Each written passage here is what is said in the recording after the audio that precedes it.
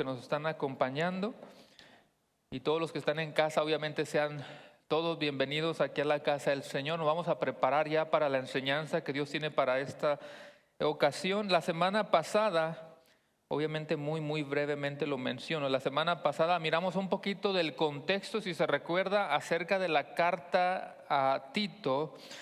Miramos algo sobre la isla de Creta, miramos algo sobre sus habitantes, cómo era el tipo de personas en este lugar, si usted se recuerda, ¿verdad? Hay algunas notitas medio fuertes que dijimos en cuanto a las personas de esa isla de Creta. El mismo texto bíblico los menciona como siempre mentirosos, malas bestias y glotones ociosos. Muy fuerte la descripción que se nos da acerca de esos habitantes, pero dijimos que esos habitantes ahí en esa isla había mucho comercio y por lo tanto empezaron a llegar algunos judíos.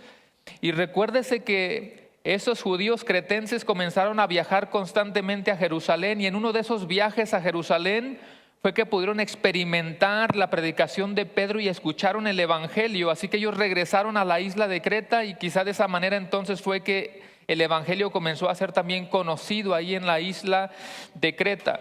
Pero yo quiero que usted tenga ese contexto en su mente, hermanos. Sigue siendo nuevo el evangelio, siguen siendo nuevos creyentes y por lo tanto están experimentando muchos desafíos, como por ejemplo, ya lo mencioné, la gente es muy complicada, muy difícil, no hay líderes, no hay ancianos en la iglesia, se está levantando el movimiento de los judaizantes, hay muchos desafíos que están sucediendo en esa iglesia y por lo tanto dijimos que Pablo le va a escribir una carta ¿a quién? Una carta a Tito. Le está dando ánimo e instrucciones a esta persona que se llama Tito para que Tito vaya a la iglesia y empiece a corregir todos esos errores y empiece a combatir contra todos esos desafíos. Así que analicemos cuáles eran los desafíos que ellos tenían y cuáles son los desafíos que nosotros experimentamos ahora, hoy en día, como iglesia. Así que lo que vamos a estar haciendo hoy ya es empezar con el primer versículo ahí en la carta a Tito. Así que le pido que de una vez vaya a Tito. De hecho, si se quiere ir poniendo de pie, Tito capítulo 1, verso 1, yo lo voy a leer y entonces oramos. Una vez más, no pierda de vista nunca el contexto.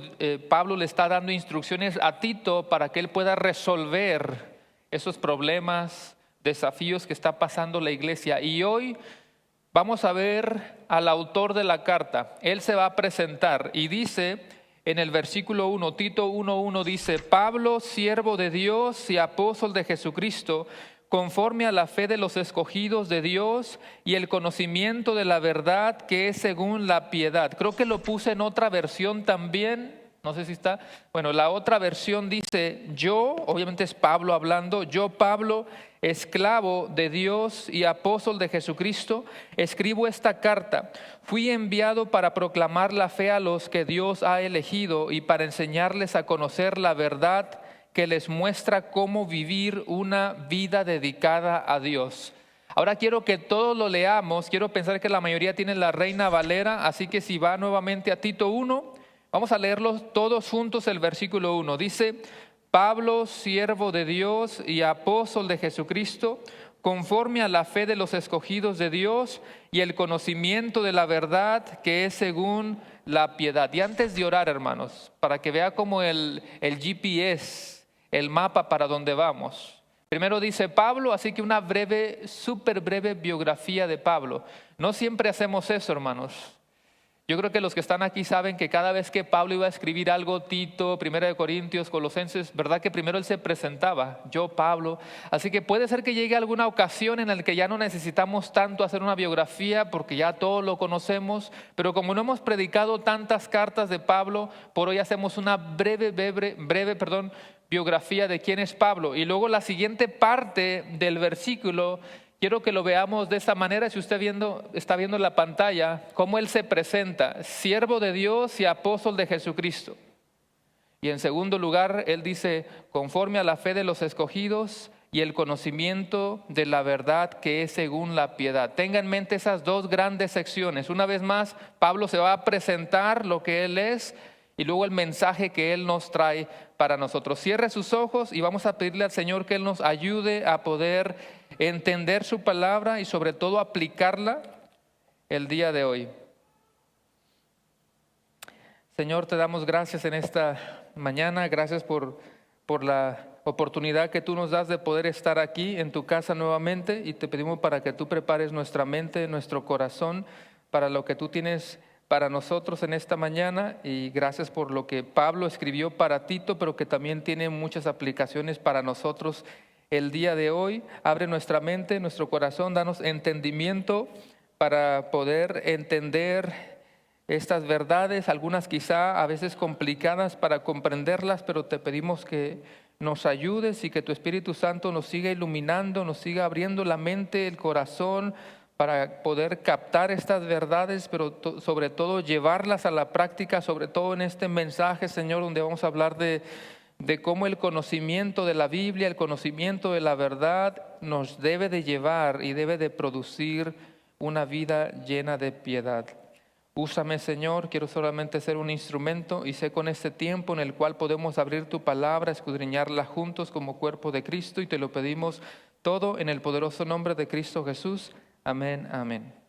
Puede tomar su lugar.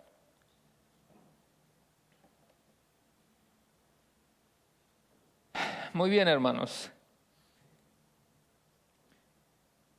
El versículo comienza diciendo su nombre Pablo. Así que su nombre hebreo era eso, Pablo. Acuérdense que después se le va a cambiar el nombre, pero su nombre hebreo era Saulo. No sé si lo dije al revés. Saulo era su nombre hebreo, ¿ok? Y su nombre griego era Paulos, que significa pequeño, ¿ok? Significa pequeño. Es el llamado apóstol de los gentiles. Yo creo que muchos han escuchado esa frase, ¿verdad? De que Pablo era el apóstol de los gentiles. Y solamente algo muy, pero muy breve. ¿Quién era Pablo? Si usted se recuerda, yo creo que la mayoría de nosotros conocemos quién era Pablo antes de llegar al conocimiento del Evangelio, ¿verdad? Usted lo conoce. Él era conocido como el perseguidor de los cristianos. Él era enemigo de Dios, pero en realidad, aunque suene muy fuerte ese título de enemigo de Dios, en realidad todos los que estamos aquí éramos enemigos de Dios, como dice Efesios capítulo 2, hijos de ira, lo mismo que los demás, enemigos de Dios. Pero ¿quién mejor, hermanos? Precisamente, ¿quién mejor que Pablo para hablarnos acerca de la transformación? ¿No le parece? ¿Quién mejor que Pablo para hablar de pasar de esa vida que teníamos antes y cómo ahora estamos santificados y llamados a vivir vidas santas o vidas piadosas? ¿Quién mejor que aquel que fue Saulo, el perseguidor de la iglesia, a Pablo, el que anima a la iglesia, el que edifica la iglesia, el que sirve al Señor? Así que una vez más, Saulo era el perseguidor de la iglesia, era el destructor de cristianos, era la amenaza de todos los creyentes, la amenaza de todos los creyentes. Hay un versículo, y algunos versículos que quizá no les pida que los busquen, si alguien toma nota nada más para que no se me pierdan, pero súper breve, un versículo que es Hechos 9:1, dice: Saulo, respirando aún amenazas y muerte contra los discípulos del Señor, vino al sumo sacerdote.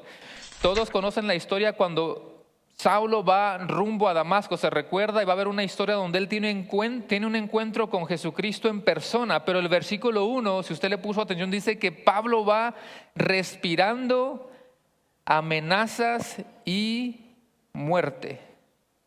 Yo creo que cuando recién yo llegué a Amarillo, algunos se van a recordar de una ilustración que yo les mencioné de una persona que conocimos allá en Houston, que le llamaban así, la amenaza. No sé si alguien se va a recordar, yo lo mencioné hace, no sé si 2, 3 años atrás.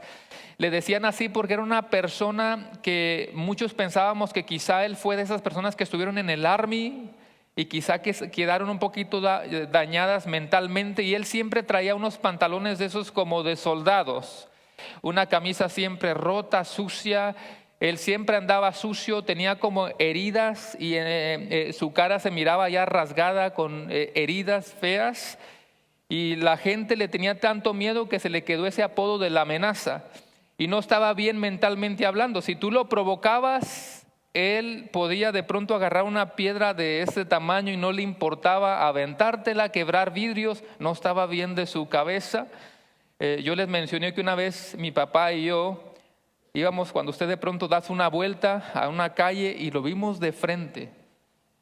Y me recuerdo que mi papá decía, tranquilo, como vamos a ver cómo le hacemos para hacerle plática, a ver si piensa en otra cosa. Y sí la libramos, por eso estamos aquí. Le decían la amenaza, el terror de todos los que están en esa calle. Pablo era la amenaza de todos los cristianos, porque sí, aunque los discípulos eran muy valientes y por eso murieron como murieron los discípulos, yo me puedo imaginar que todos los creyentes de ese tiempo, hermanos, cuando sabían lo que Pablo era capaz de hacer, lo que Saulo era capaz de hacer, no me extrañaría que tenían cierto terror porque era la amenaza de todo mundo. Él daba el sí, él daba el voto para que los cristianos fueran encarcelados o para que los mataran, los degollaran. Él no le importaba que fuera mujer, varón, niño. Toda persona que fuera creyente se las iba a ver con Pablo. ¿Cómo reaccionarían los cristianos o los discípulos cuando de pronto escuchan que Pablo ya se convirtió? ¿O qué tal si de pronto se lo topan y ellos no se lo esperaban? Yo quiero que usted vaya viendo el contexto, que se vaya y viaje hasta a ese tiempo y se ponga los zapatos de esos creyentes y de la nada se topan con el perseguidor de la iglesia, la amenaza, el destructor de los creyentes. Quizá pudiéramos subestimar el sentimiento de estas personas porque no estábamos ahí en carne y hueso. Escuche esta ilustración, y es una ilustración que la escuché de un pastor amigo, por si de pronto la escucha le doy su crédito. 1940. Viajemos todos a 1940, estamos en Austria. ¿Okay?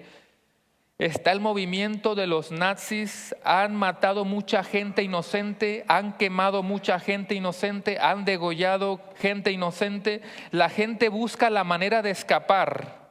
Aunque si ya te agarraron y estás en un campo de concentración, lo más seguro es que ya no puedas salir y todo está perdido. Si alguien logró escaparse y esconderse debajo de en el sótano, en algún lugar, tiene que permanecer así por siempre, escondido. Porque si lo llegan a descubrir, le pueden quitar la vida. Muchos otros salieron huyendo. Yo sé que muchos conocen estas historias. Salieron huyendo entre los montes para perderse o quizá ya sea para estar entre las montañas escondidos o para poder atravesar a otro país tratando de salvar su vida. Digamos que apenas va a comenzar la persecución contra los judíos en la era del Holocausto que muchos conocen. Apenas va a comenzar la persecución y tú como padre de familia, obviamente que estás dispuesto a proteger a tu esposa y a tus hijos. Tú vas a proteger a tu familia. Así que tú, sabiendo que tu familia corre peligro y algunos judíos ya se escucha que los están llevando a campos de concentración, algunos los están matando, tú como padre de familia tienes un plan estratégico y le dices a tu esposa y a tus hijos el plan. Mañana a las 4 de la mañana, en la madrugada, vamos a escapar. Y cada uno se aprende el plan. La esposa, el hijo mayor, la hija menor, el niño chiquito, todos saben lo que les toca hacer porque en la madrugada el plan es esconderse o más bien escapar sin ser vistos.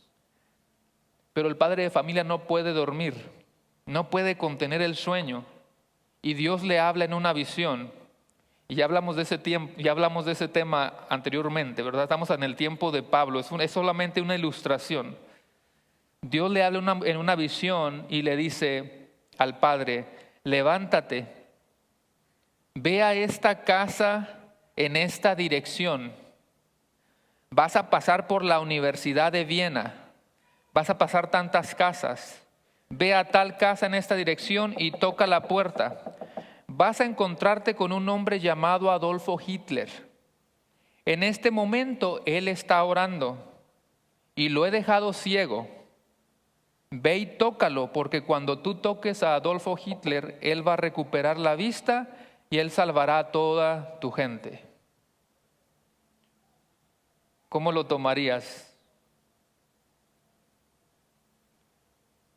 Ya le dijo Dios, está ciego. No sé si algunos diríamos, Señor, voy, pero déjalo ciego por lo menos. Iríamos en Hechos, el mismo capítulo 9, después de que Pablo ha tenido ese encuentro con el Señor Jesucristo, en Hechos 9, versículo 10, mire lo que dice.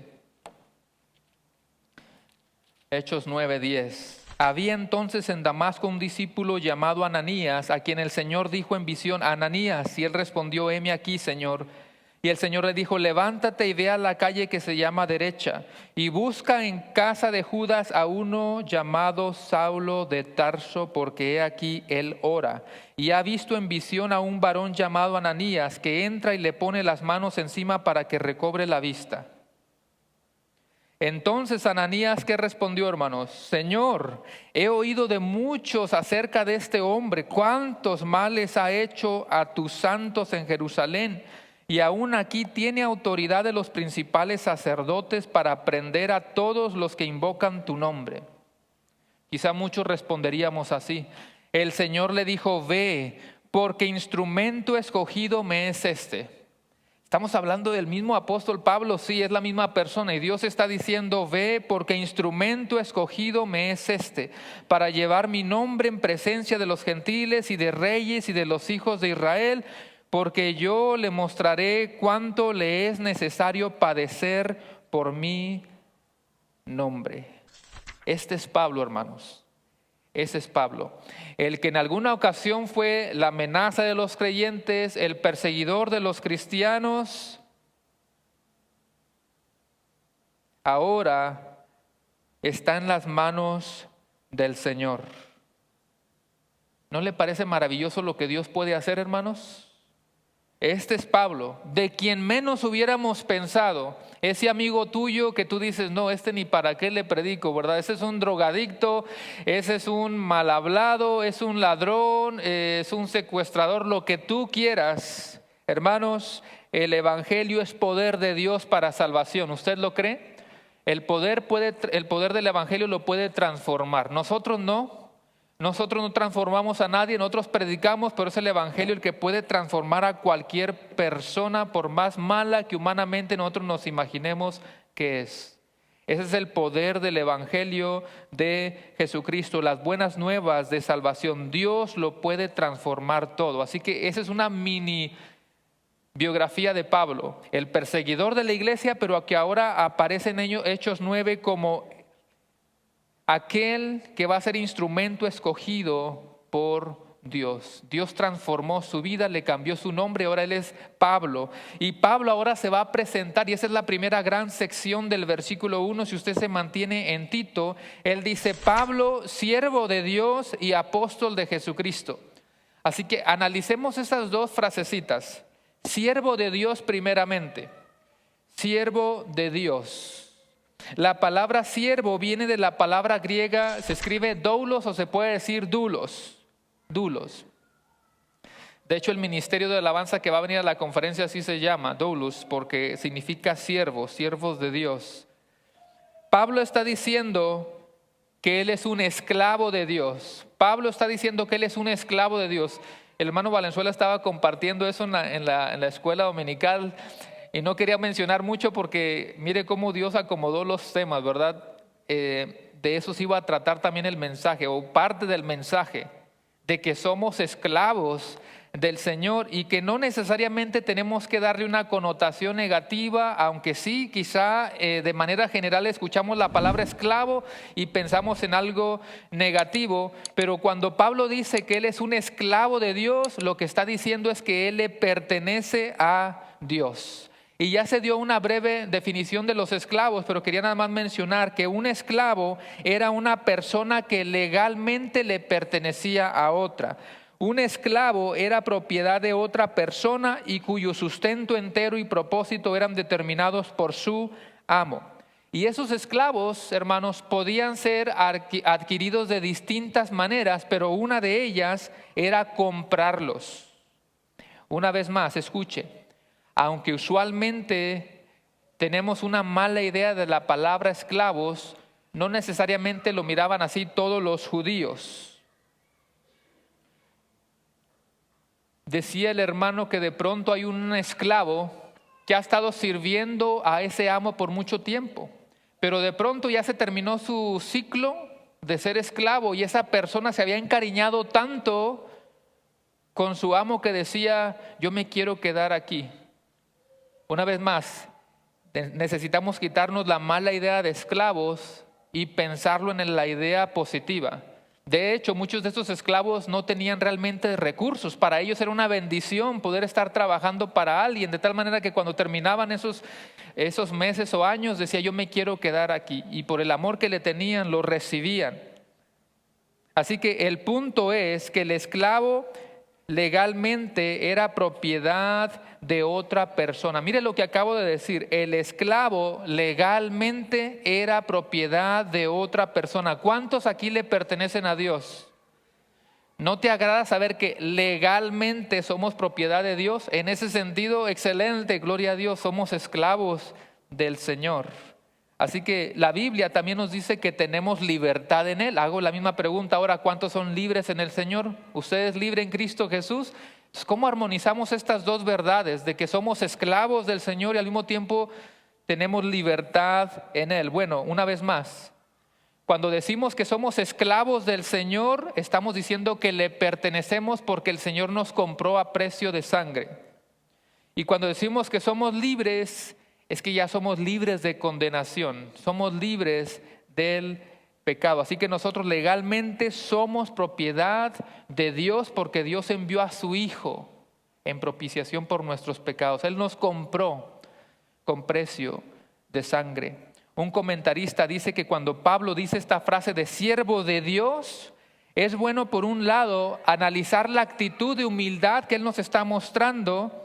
Y al mismo tiempo es bueno también ver en el pasaje, en la frase siervos de Dios, cómo le da un sentido de autoridad. No solamente dice siervo, sino que dice siervo de Dios. Si me van siguiendo, está diciendo yo le pertenezco a Dios y al mismo tiempo lo que yo vengo a hablar viene con la autoridad de Dios. En un tiempo, hermanos, en el que había el agnosticismo o había el legalismo, judaizantes, o en un mundo donde estaba lleno de todo esto, Pablo necesita que ellos entiendan que el mensaje que él les trae viene con la autoridad de Dios. Así que seguimos en el verso. Primero dice siervo de Dios y luego dice apóstol de quién, hermanos. Les pregunto para que se me despierten. Apóstol de Jesucristo. Ahora ya dijimos que Pablo constantemente tiene que defender su llamado apostólico. Por eso cuando tú vas a Tito, Colosenses, Filipenses, todas sus cartas, usualmente él comienza diciendo Pablo, apóstol de Jesucristo. Pablo, apóstol de Jesucristo. No solamente en nuestro tiempo moderno, no solamente hoy había falsos profetas y falsos apóstoles. En ese tiempo también pasaba lo mismo y Pablo necesita que ellos entiendan que él también está hablando de parte de Dios. Así que él está defendiendo su apostolado. La palabra apóstol, todos aquí sabemos que la podemos entender de dos maneras. Cuando escuchamos la palabra apóstol, obviamente en un sentido nos podemos referir a los primeros 12 apóstoles que el Señor Jesucristo llamó directamente, los que fueron testigos oculares de la vida, la muerte y la resurrección del Señor Jesucristo. Pero todos aquí también sabemos que la palabra apóstol significa enviado. Enviado. Es otro uso de la palabra apóstol en el Nuevo Testamento. Por ejemplo, a Bernabé también se le llama apóstol porque fue enviado a predicar el evangelio como un tipo de misionero. Y aunque no quisiera detenerme mucho, hermanos, a veces tenemos que hablar estas cosas porque no siempre tenemos la oportunidad de aclarar algunos temas. Así que voy a leer una vez más, si quieres seguirme o solamente anotar. Esos son algunos usos de la palabra apóstol en el sentido de enviado o de mensajero. Por ejemplo, Hechos 14:14. Hechos 14:14 dice, cuando lo oyeron los apóstoles Bernabé y Pablo, rasgaron sus ropas y se lanzaron entre la multitud dando voces. ¿Ve cómo a los dos se le menciona apóstoles? Hechos 14:14 nuevamente, cuando lo oyeron los apóstoles Bernabé y Pablo. Ahí están los dos. No solamente Bernabé, también Filipenses 2:25. Filipenses 2:25 nos da otra idea de otro mensajero. Dice Filipenses 2, versículo 25, mas tuve por necesario enviaros a Epafrodito, mi hermano y colaborador y compañero de milicia, vuestro mensajero y ministrador de mis necesidades. Y alguien puede decir, pero en ese versículo no dice apóstol. Bueno, ahí dice vuestro mensajero. Mensajero es la palabra que se traduce de apóstol, para que vea las diferentes usos de esa palabra. Incluso del mismo Tito, Pablo lo llama apóstol. 2 Corintios 8:23 dice, en cuanto a Tito, es mi compañero y colaborador para vosotros, y en cuanto a nuestros hermanos, son mensajeros de las iglesias, o sea, apóstoles de las iglesias, y gloria de Cristo. Así que uno de los usos de la palabra apóstol es enviado, mensajero. De hecho, ¿qué significa la palabra iglesia? ¿Se recuerda eclesia? Llamados fuera. En ese sentido, todos somos apóstoles, todos estamos llamados a ir fuera, a predicar las verdades de aquel que nos llamó de las tinieblas a su luz admirable. Así que cuando Pablo está diciendo, yo siervo de Dios y apóstol de Jesucristo, él no solamente lo está diciendo en que él es un enviado, él, y vamos a comprobarlo ahorita, él se está sumando a los 12 apóstoles. Dios llamó 12 apóstoles nada más. Después uno de ellos, Judas, ya no va a estar entre ellos. Vamos a leerlo ahorita el pasaje, echaron suertes y la suerte cayó sobre Matías. Ahí están 12 apóstoles nuevamente. Pero el Señor llamó directamente y especialmente al apóstol Pablo. Y eso tenemos que saberlo, hermanos. Hay requisitos para el apostolado en el sentido en cómo Cristo llamó a apóstoles de manera específica. ¿Ok? Todos podemos llamarnos apóstoles en el sentido de enviados, pero cuando Cristo llama a sus discípulos es otro sentido, porque había requisitos para eso. Yo sé que muchos lo han estudiado. Vamos a ver algunos requisitos para el apostolado, como Pablo es apóstol. Uno de ellos, número 1, es ser testigo de Cristo durante su ministerio hasta después de su resurrección. Repito, haber sido testigo de Cristo durante su ministerio hasta después de su resurrección. ¿Alguien de los que está aquí presentes miró a Cristo resucitado de manera literal? Nadie puede ser apóstol hoy en día, y eso está totalmente explícito en la Escritura. Podemos ir a Hechos capítulo 1, versículos 21 y 22. Hechos capítulo 1, versículos 20 y 22.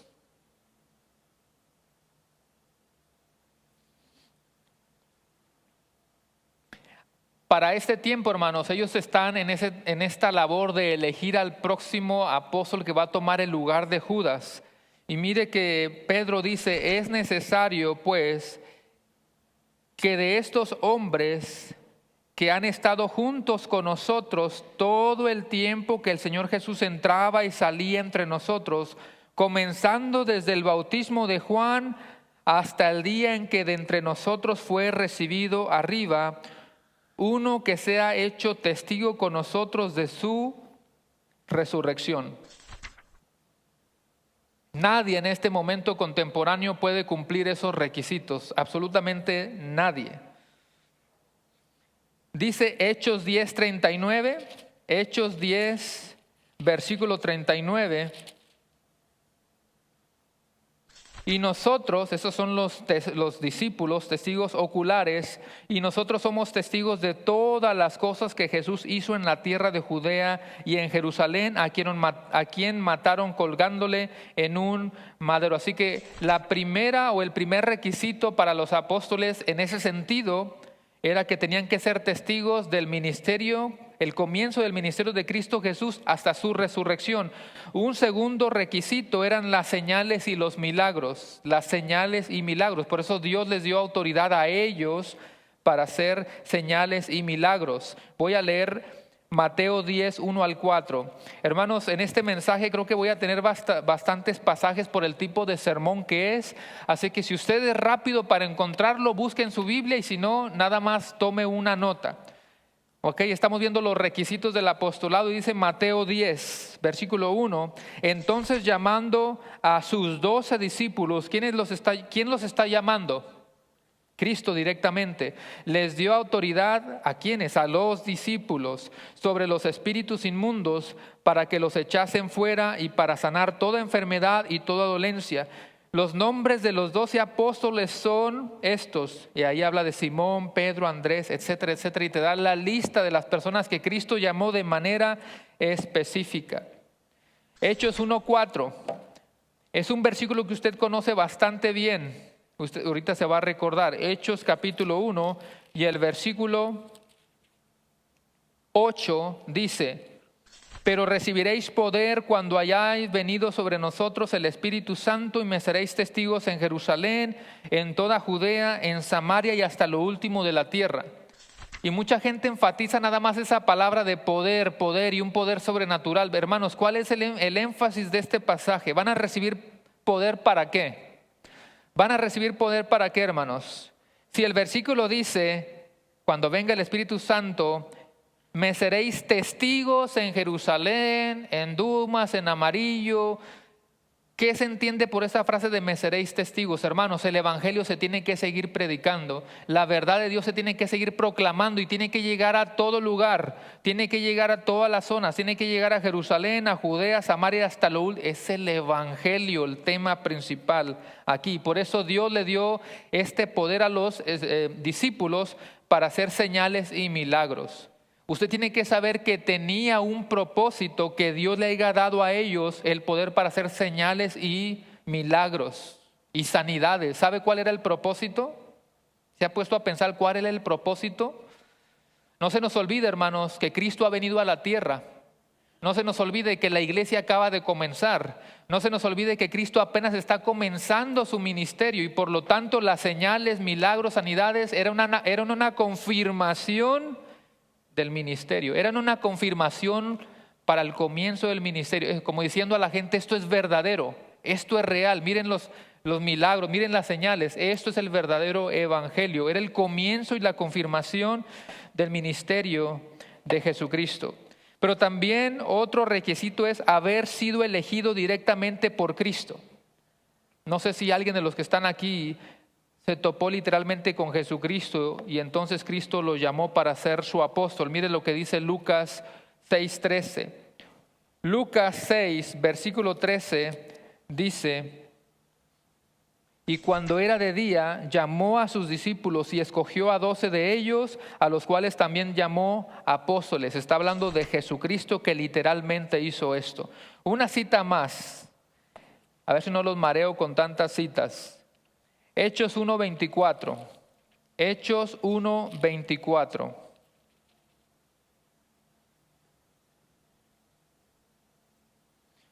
Todos nos recordamos de la frase: y echaron suertes, y la suerte cayó ¿sobre quién? Sobre Matías. No se imagine que usted no se puede imaginar que los discípulos echaron un piedra, papel y tijera, ¿verdad? A ver quién ganaba, a ver quién salía. No, es una forma de lenguaje, quizás la cultura que tenían, pero en realidad, ¿quién escogió? El versículo 21 te lo dice, 24, Hechos 1:24 dice: y orando. Si tú oras es porque le estás pidiendo a Dios. Dijeron: tú, Señor, que conoces las razones de todos, muestra cuál de estos dos has escogido. Ahora esta cita sí quiero que todos la busquen. Vayan todos a Hebreos 3:1. Me gustaría que si tiene su Biblia aquí, si la busquen todos. Hebreos 3:1. Yo quiero que usted vea cómo llama a Jesucristo este pasaje. Ahora vamos a ver el otro sentido de la palabra apóstol.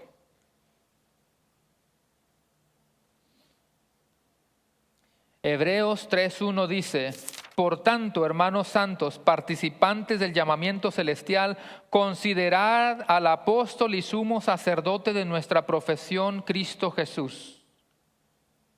Repito, considerad al apóstol y sumo sacerdote de nuestra profesión, Cristo Jesús. ¿Cómo está llamando el pasaje o el autor de Hebreos a Cristo? Un apóstol.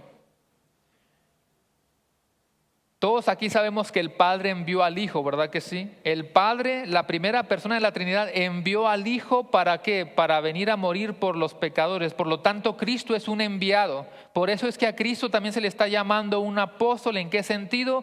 En el sentido de que Cristo es un enviado. ¿Sí están viendo la diferencia, hermanos? ¿Están viendo la distinción entre la palabra apóstol de ser enviado a los que Cristo de manera literal, directa, específico, llamó por nombre? Pero entonces, ¿qué hacemos con Pablo? Si Pablo parece que no estaba ahí al principio con los discípulos. Bueno, por eso Pablo mismo menciona de él que Él fue nacido fuera de tiempo. Y eso lo podemos estudiar también en 1 Corintios 15, 3 al 8. Voy a ir yo a 1 Corintios 15, versículos 3 al 8. Ve, para eso son buenas las esgrimas y que pueda encontrar rápido los pasajes. 1 Corintios 15, 3 al 8, porque primeramente os he enseñado lo que asimismo recibí, que Cristo murió por nuestros pecados conforme a las Escrituras, y que fue sepultado y que resucitó al tercer día conforme a las Escrituras.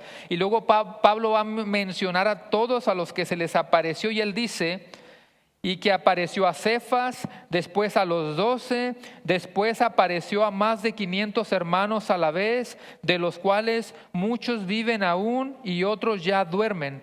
Después apareció a Jacobo, después a todos los apóstoles, y el versículo 8 dice: y al último de todos, como un abortivo, me apareció a mí. Y si usted se regresa un poquitito al capítulo 9, 1 Corintios capítulo 9, mire cómo Pablo incluso hasta tiene un sentido de sarcasmo cuando él dice: ¿no soy apóstol? ¿Qué cree que Pablo está diciendo cuando lo hacen con unos símbolos de pregunta? Y ¿no soy apóstol? Obviamente que él está afirmando su apostolado. Léalo todo completo. ¿No soy apóstol? ¿No soy libre? ¿No he visto a Jesús el Señor nuestro? ¿No sois vosotros mi obra en el Señor? Como diciendo, ¿no son ustedes la evidencia de que yo soy llamado de manera especial? Ahora, hermanos, eso es bien importante lo que voy a decir ahora. Ese es un tema muy controversial y usted lo sabe. Si hay apóstoles hoy en día o si no hay apóstoles hoy en día. Usted ya está mirando las dos aplicaciones de la palabra apóstol. En un sentido significa enviado, significa mensajero. A quienes se les dijo que vayamos a ser discípulos, bautizándonos en el nombre del Padre, del Hijo y del Espíritu Santo, enseñándoles todas las cosas que os he guardado, y aquí yo estoy con vosotros todos los días hasta el fin del mundo. A toda la iglesia. La eclesía está llamada a ir fuera. Todos estamos llamados a ir fuera. Somos mensajeros, somos enviados. En ese sentido podemos decir que somos apóstoles. Pero en el sentido en el que Cristo está llamando de manera directa, en específica, había ciertos requisitos que nadie puede cumplir el día de hoy. Encima de eso, hermanos, por si de pronto alguien todavía tiene dudas, en aquel primer siglo, cuando se mencionaba apóstol, nunca se miraba como hoy, como en un sentido de niveles. En vez de que hay siervos, diáconos, pastores, lo llegan a apóstoles. No, yo creo que ya van en querubín, no sé en qué va ahorita, o serafín, ya hay muchos niveles. Nunca se miró en un sentido de nivel, más bien en un privilegio de servir al Señor. ¿Por qué cree que Pablo comienza diciendo: yo soy un siervo de Dios? Ellos tenían un temor por Jesucristo, eran esclavos del Señor, eran siervos humildes, nunca se miró de la misma manera. Aún con todo eso sigue siendo controversial, y quizá hoy en día, hermanos, en estas aulas, los que estamos aquí presentes, puede ser que no todos van a estar en la misma página. Por lo menos quiero que usted entienda, hermano, que usted sepa, date cuenta de lo que te están enseñando. O sea, si tú dijeras: no, yo creo que sí hay apóstoles hoy en día, así como Cristo los llamó directamente, por lo menos ponle atención a lo que te están enseñando. ¿Es un mensaje de la palabra o no es de la palabra? ¿Se parecen los apóstoles modernos a los que vemos en la Escritura? ¿Cómo se describiría un apóstol hoy en día?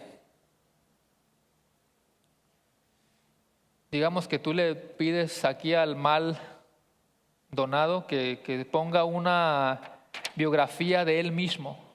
¿Cómo se describiría?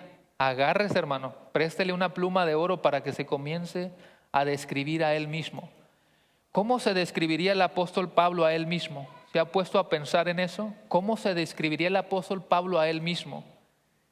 Vaya a 2 Corintios 11, a ver si eso se parece a cómo se describirían hoy en día. 2 Corintios capítulo 11. Yo creo que nada más llegué a la mitad de mi sermón, hermanos. 2 Corintios capítulo 11. Versículo 22. Son hebreos, yo también. Son israelitas, yo también. Son descendientes de Abraham, también yo. Son ministros de Cristo, como estuviera loco hablo, yo más. En trabajos más abundante, en azotes sin número. Mire la expresión, en azotes, me llovieron los azotes sin número. En cárceles más. En peligro de muerte muchas veces. De los judíos 5 veces he recibido 40 azotes menos 1. 3 veces he sido azotado con varas. 1 vez apedreado. 3 veces he padecido naufragio. 1 noche y 1 día he estado como náufrago en alta mar. A mí me gusta detenerme, hermanos, antes de que sigamos leyendo. ¿Verdad que lo leemos a la carrera? 1 noche y 1 día he estado como náufrago en alta mar. ¿Qué cosas no pasarían? Hasta me dan ganas de ver la película. ¿Qué pasaría con el apóstol Pablo en esos días y noches? Quizá olvidado ahí en alguna barca. Luego sigue diciendo, ¿dónde me quedé?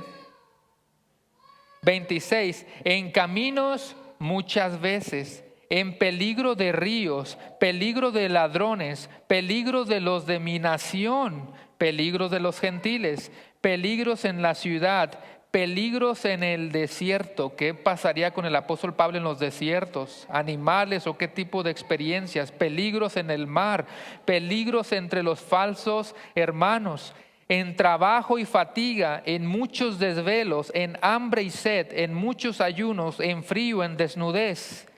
Y además de otras más cosas, lo que sobre mí se agolpaba cada día, la preocupación por todas las iglesias. ¿Quién enferma y yo no enfermo? ¿A quién se le hace tropezar y yo no me indigno? ¿Se parecerá un poquito, hermanos, esto a lo que estamos viendo hoy en día? Una de las dos frases. Siervo de Dios y apóstol de Jesucristo. Es un sentido de humildad, hermanos. Es un sentir de esclavo, de que yo le pertenezco a Él y porque yo le pertenezco a Él, yo me voy a doblegar totalmente a lo que Él me mande, a su perfecta voluntad. Esos son los sufrimientos de Pablo. Así que Pablo, dijimos que por un lado es un siervo de Dios y en segundo lugar, él es un apóstol de Cristo. Ahora, vemos la segunda mitad. ¿O ya tienen hambre? ¿Un poquito más? Bueno, la siguiente expresión, vaya a Tito nuevamente. ¿Están despiertos? Unos 2, 3. Vamos bien. Poco a poco se van despertando. Tito capítulo 1, versículo 1. Pablo, siervo de Dios y apóstol de Jesucristo. Y luego nos va a hablar de ese mensaje.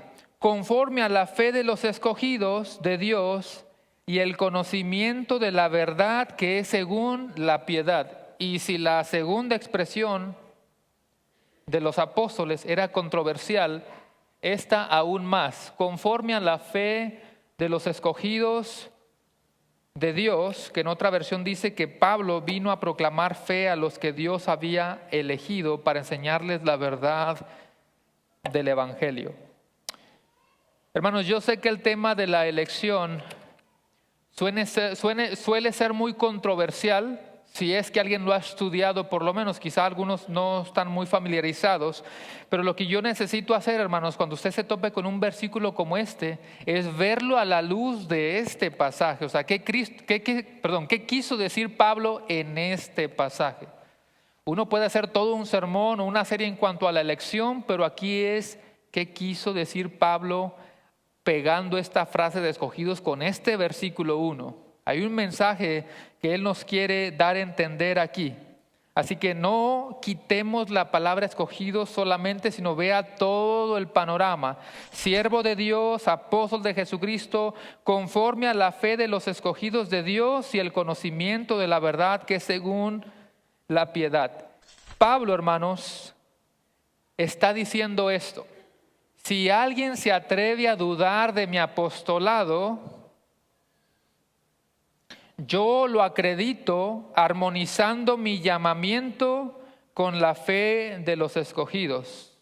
O dicho de otra manera, hay un acuerdo mutuo entre mi apostolado y la fe de los escogidos. Mi apostolado es válido, dice Pablo. ¿Saben cómo se pueden dar cuenta? Miren a los escogidos de Dios que están creyendo en el Evangelio. A eso me envió el Señor. ¿Me va siguiendo? A eso me envió Cristo. A eso me envió el Señor, a predicar el Evangelio. Y cuando estos elegidos vengan al conocimiento del Señor, miren la prueba de que mi apostolado es real.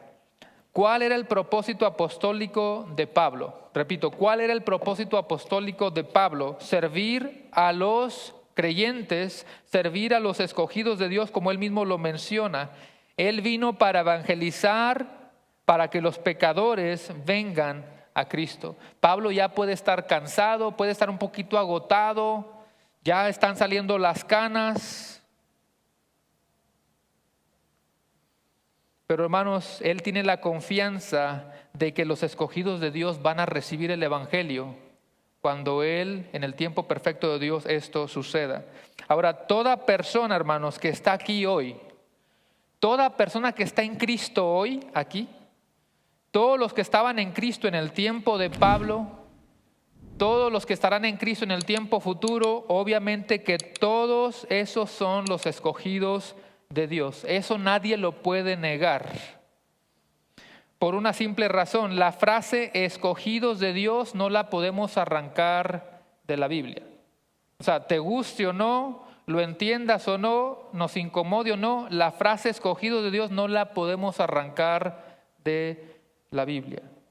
Y muchos pueden empezar a decir, yo tengo un problema ya con eso, porque no me va a negar que la palabra elegido ya suena como nos incomoda. O sea, la misma palabra, elegido, escogido, me suena ya injusto, esto me suena como que uno sí, como que uno no, y desde el comienzo ya tenemos un problema con esa palabra. Repito, tengamos un problema o no, la frase está aquí en la Escritura. Yo he escuchado a algunas personas que tienen esta percepción de la elección, y hermanos, aunque no me quiero meter muy profundo, quiero hablarlo por lo menos de manera breve. Y es más, voy a hacer un paréntesis. Yo hablé con un pastor amigo mío y yo le dije, hermano, ¿cómo le hace usted para hablar de tantos temas si nada más nos vemos el domingo y siento como que no hay tiempo suficiente? Y él me sugirió esto. Cuando pasemos por alguna de estas frases, aunque no es el tema, pero por lo menos ir poco a poco enseñando estas verdades, como lo hicimos hace un momento con los apóstoles. ¿Verdad que el mensaje de hoy no se llamaba los apóstoles? Pero pasamos por ahí, así que de manera breve podemos ir poco a poco creciendo. Muchos lo entienden de esta manera. He escuchado a muchas personas o pastores que dicen, ¿qué tal si una persona no quiere venir a Cristo, pero lo forzamos a venir porque Él es un elegido? Señal contundente de que no han entendido para nada el tema de la elección.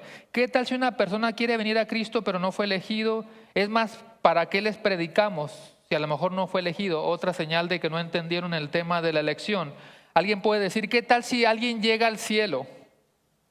Alguien dice, yo siempre quise venir a ti, Señor, pero tú no me elegiste. Otra señal de que no han entendido el tema. El tema de la elección no tiene absolutamente nada que ver con esto. No puede estar más lejos de la verdad. Así que podemos comenzar con esta afirmación. La frase que está ahí. Escogidos de Dios o elegidos de Dios es bíblico. Dios eligió, tengas una postura o tengas otra, pero de que Dios eligió, Dios eligió. Esa parte no la podemos esconder. Si alguien toma nota, porque quiero avanzar un poquito rápido, 2 de Timoteo 2:10. Este es Pablo hablando, y en 2 de Timoteo 2:10 Pablo dice, por tanto, todo lo soporto por amor de los escogidos, para que ellos también obtengan la salvación que es en Cristo Jesús con gloria eterna. ¿Qué dijo Pablo? Todo lo soporto por amor de los escogidos. En Tito lo acaba de mencionar Pablo también. Fui enviado para predicar a los que Dios ha elegido. Y si alguien en este momento está pensando, pero Pablo, ¿cómo sabe quiénes son los elegidos? ¿A quiénes tiene que predicarles? ¿Será que Pablo tiene algún don para descifrar quién es elegido y quién no? Una vez más, un malentendido de la palabra elección.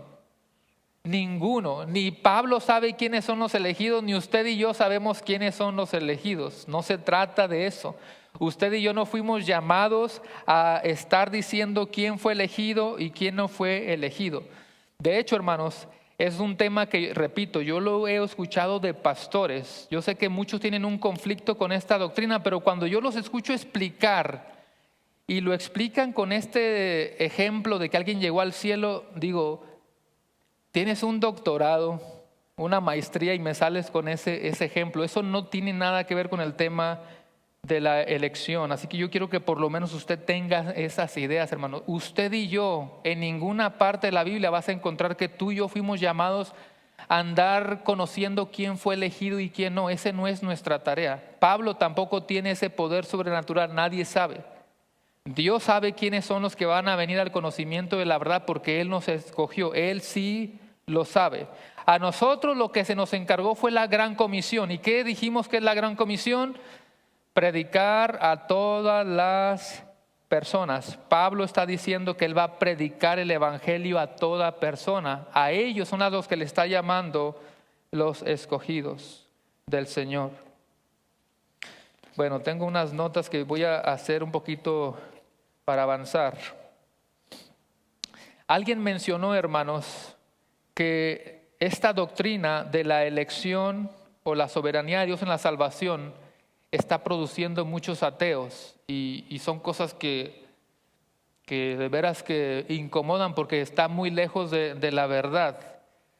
Otro pastor también mencionó, es que los elegidos están enseñando mucha inseguridad en la salvación. Y yo digo, todo lo contrario, porque le damos toda la gloria al Señor en la soberanía, con mayor razón tenemos seguridad. Yo espero, hermanos, que usted nunca sienta inseguridad de su salvación. Si tú te estás preguntando, miren, eso es interesante, si tú te estás preguntando ahorita mismo, ¿será que yo soy un elegido? No has entendido el tema entonces. ¿Quiénes de los que están aquí están 100% seguros que están en Cristo?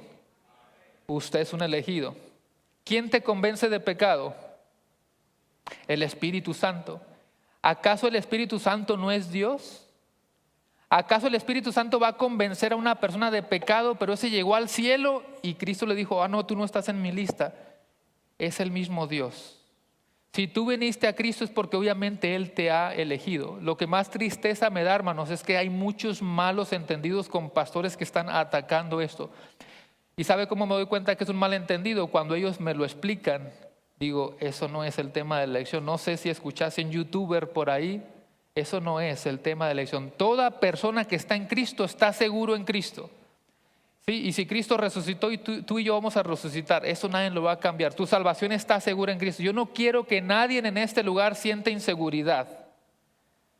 Si realmente fue una conversión genuina, te arrepentiste de tus pecados, es porque tú eres un elegido de Dios. A eso nos referimos cuando hablamos de la elección. Así que no quiero que sientas seguridad.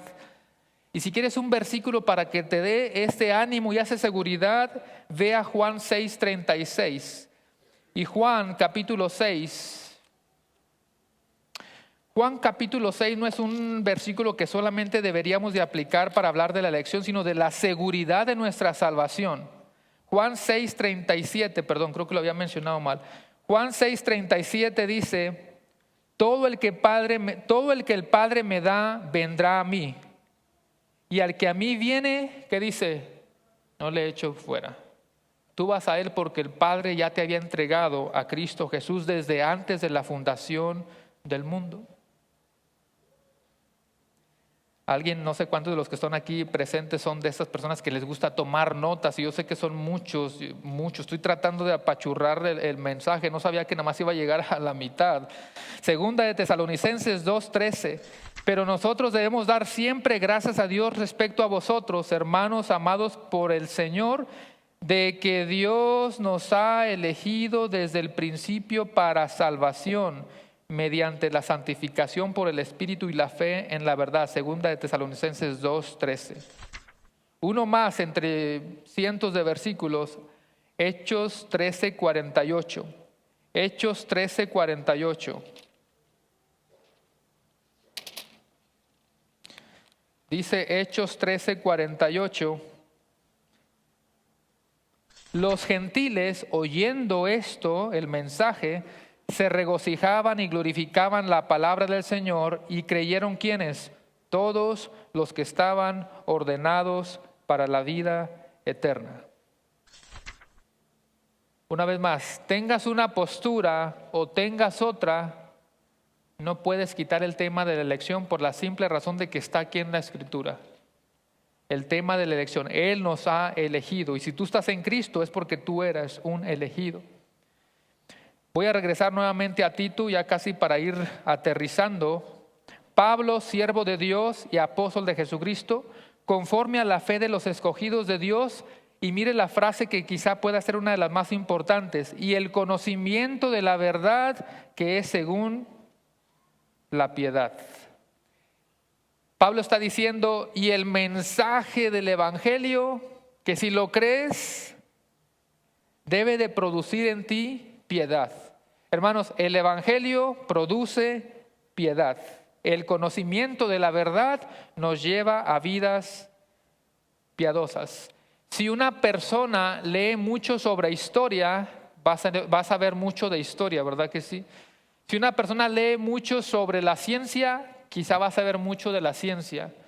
Si una persona lee mucho de física, vas a ver mucho de física. Si una persona lee mucho de las finanzas, lo más seguro es que tú veas reflejado en cómo él administra sus finanzas como que le va muy bien.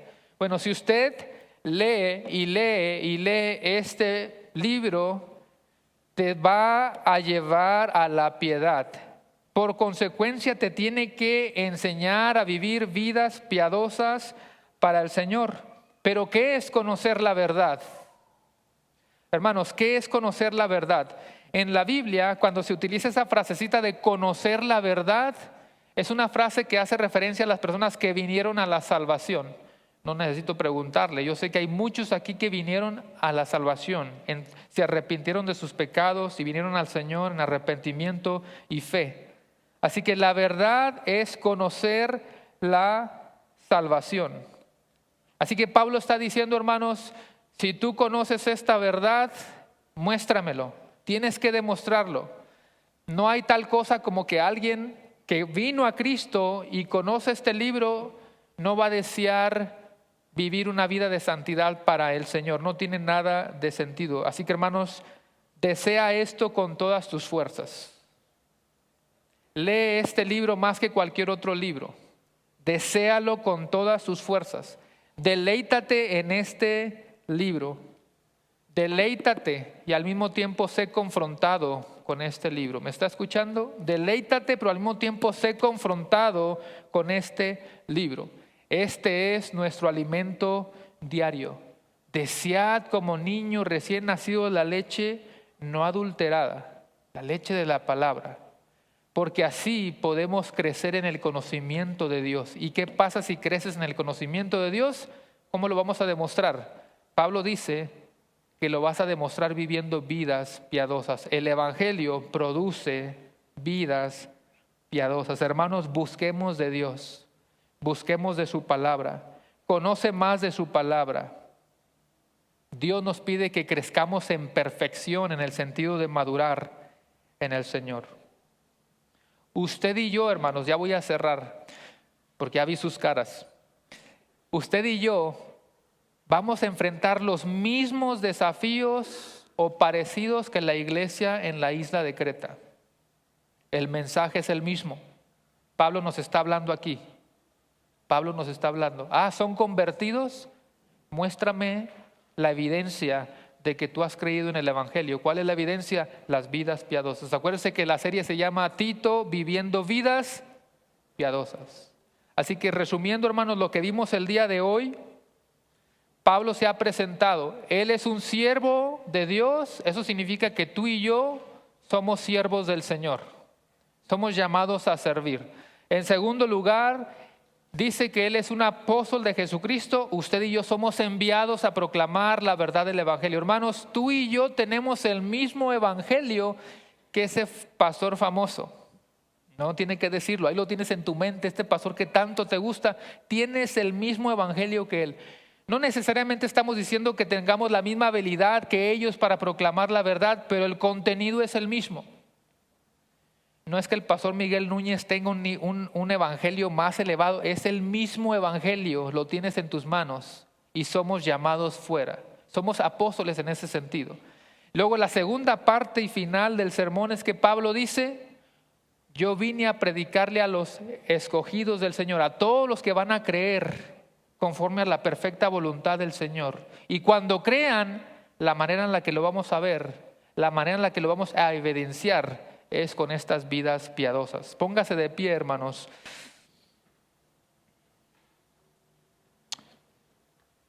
Yo creo que vamos a terminar. Fuimos a visitar una iglesia, no vamos a decir ni nombres ni lugares porque luego empiezan a sospechar, no. Fuimos a visitar una iglesia y llevamos a los niños al cuidado. Y usted sabe que los niños ya hay una edad en la que ya empiezan a decir todo, ¿verdad que sí? No sé si ya o no sé a qué edad más o menos. Papi, mami, la maestra me dijo esto, mi compañero me dijo esto, ¿sabe lo que le estamos hablando? Hay una edad en la que ya comienzan a decir todo. Y uno de nuestros niños decía que la maestra, que bueno que no estamos diciendo dónde, porque a veces los veo con cara de dónde será, no piensen eso, es una ilustración. Y no, que la maestra le estaba hablando muy fuerte a los niños. Uno de ellos era su hijo y quizá como era su hijo le tiene confianza, pero le estaba gritando maldiciones. No sé si todos entiendan de la misma manera a lo que nos referimos, pero palabras súper malas, delante de todos, a los niños chiquitos, no nada más a su hijo, a todos. La única razón por la que yo menciono esto, hermanos, es porque cuando una iglesia se está formando, uno tiene que saber a quiénes tú les estás dando un lugar. Por eso la importancia de la membresía, aunque no lo crea. Estar seguros de quién es la gente que está sirviendo, qué testimonio están dando, cómo se están comportando. Tú esperas que una maestra que va a estar delante de muchos niñitos de 4 añitos, 5, 6, dé un buen testimonio, porque es la maestra de los niños. Y cuando tú ves que alguien le habla de esa manera, que no me voy a atrever a decirlo de lo fuerte que es, y a todos los niños, una cosita es lo que viene en mi mente relacionado a este tema. ¿Qué tanto conocemos a Dios? ¿Qué tantas conversiones genuinas hubo y qué tantas falsas? Aunque yo no soy nadie, no estoy diciendo quién es y quién no me malentienda. Yo solamente estoy reflexionando qué tanto alguien conoce a Dios. ¿Qué tanta evidencia está dando de vivir vidas piadosas? ¿Qué cristiano o cristiana se puede atrever a gritar a niños con ese tipo de palabras? ¿Realmente será una evidencia de que esa persona pasó por un filtro para poder estar ahí y dar testimonio de que ella vive una vida piadosa? ¿O qué está reflejando esa persona y que los niños están absorbiendo absolutamente todo? ¿Me está entendiendo? Es el testimonio. Las evidencias, hermanos, una cosa buena es la teoría, pero como decía, creo que fue R.C. Sproul, de nada sirve esto si no lo llevamos a la práctica. Esta iglesia tiene que dar evidencia de eso, hermanos. Ojalá que seamos conocidos, porque los hermanos de Páramo no solamente están llenos del conocimiento, sino que yo puedo ver cuando andan allá afuera que están viviendo vidas piadosas para el Señor. Cierre sus ojos. Vamos a terminar con una oración y al final voy a dar un último anuncio. Señor, gracias te damos en esta mañana por tu palabra y porque a través de lo que Pablo es, tú nos recuerdas lo que nosotros somos. Nosotros somos siervos tuyos. Es una verdad hermosa reconocer que somos esclavos, porque eso significa que alguien nos compró legalmente con precio de sangre. ¡Qué maravilla tan grande! Permítenos darte gloria y honra y admirar esa gran verdad de que te pertenecemos. Somos tuyos, somos tus siervos, somos tus enviados. Gracias por el evangelio que tú has puesto delante de nosotros, porque hemos podido creer, porque tú nos llamas a creer al llamamiento del evangelio. Pero lo más importante de este domingo, Señor, incluyéndome yo mismo, todos los que estamos aquí presentes, permite que ese evangelio realmente nos esté puliendo. Así como el alfarero está puliendo, está trabajando, permite que el evangelio nos vaya moldeando, nos vaya puliendo, y que la gente pueda ver algo diferente en esta iglesia cuando ellos digan: yo puedo ver que esta persona es verdaderamente cristiano porque está viviendo vidas piadosas y está dándote honra y gloria. No personas perfectas, pero sí personas que buscan honrarte, glorificarte y vivir vidas santas para ti. Te pedimos por el futuro de esta iglesia y por lo que tú vas a hablar a nosotros a través de esta carta de Tito. Te lo pedimos todo en el poderoso y glorioso nombre de Cristo Jesús. Amén. Amén.